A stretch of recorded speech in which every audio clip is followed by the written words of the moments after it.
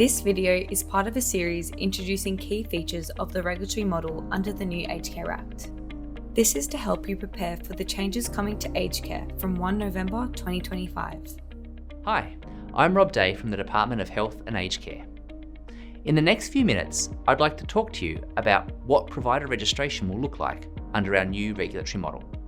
On 1 November 2025, the new Aged Care Act will introduce universal provider registration, a model that will allow aged care providers to offer services under a single registration to cover all of the aged care programs they provide.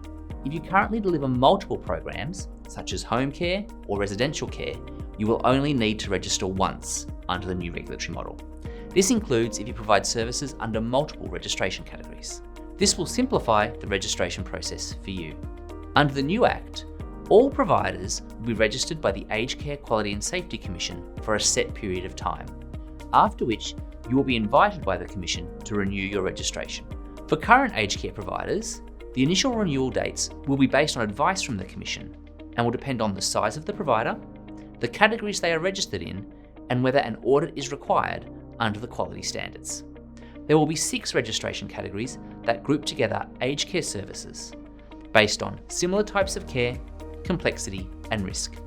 All providers have obligations and conditions as part of their registration, including meeting the requirements of the Statement of Rights and the Code of Conduct. However, only providers in categories 4, 5, or 6 will be assessed against the strengthened quality standards as part of their registration and renewal audit. The service list outlines the types of services a provider can deliver under different registration categories. The service list provides clarity on what aged providers are required to deliver to support high-quality care delivery for older people in different settings. A provider does not need to provide all the services listed in their registration category. However, grant-funded providers will have requirements on the services they provide, which are listed in their funding agreements. We want to make it simple for you to transition to the new registration framework. You will have already heard about Provider Registration Preview, as the department works towards deeming all current aged care providers to the appropriate registration categories on 1 November 2025. If you need more information on deeming, please watch our video on the Provider Registration Preview. Thank you for all you are doing in preparation for the transition to the new Aged Care Act. Please keep a lookout for the next video in this series.